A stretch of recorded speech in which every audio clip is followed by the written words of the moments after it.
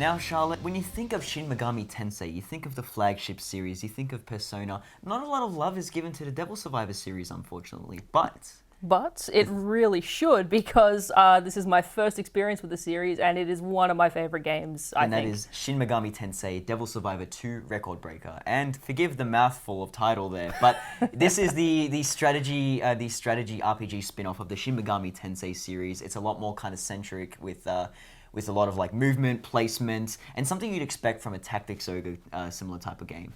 Yeah, for sure.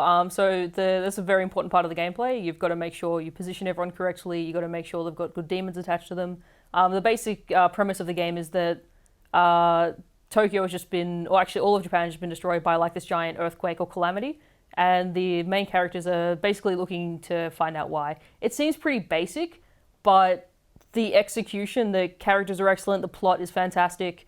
The voice acting is absolute top-notch. Like, I can't express just how incredible this game is. So the gameplay in particular, it is a lot harder, and I guess this is why it doesn't get as much attention as something like Persona, is that it is not as accessible compared to the other Shin Megami Tensei games. It's very difficult, like as you mentioned before, placement aside from the usual trademark Shin Megami Tensei combat is there, from negotiating with demons and getting them to join your flock. Well, actually in this one, you don't negotiate, you just buy them. Auction. Auctions, so this one's they also, the one thing to make it more accessible is that they did add a sort of easy mode that makes it much easier for people to get into. More money, more experience, that kind of thing. Yeah, and I guess it's like, out of all games, if you want people to be introduced to this series as well, like jumping into the second game, I mean, it's kind of a self-contained story and narrative, so you can jump straight in without playing the original Devil Survivor. But if you really want to appreciate the nuances of Devil Survivor 2 and how far the series has come, this one's definitely highly recommended. Yep, and this is an excellent game. It's one of the few I'd actually recommend to just about anyone who would ask me about it. Very good game.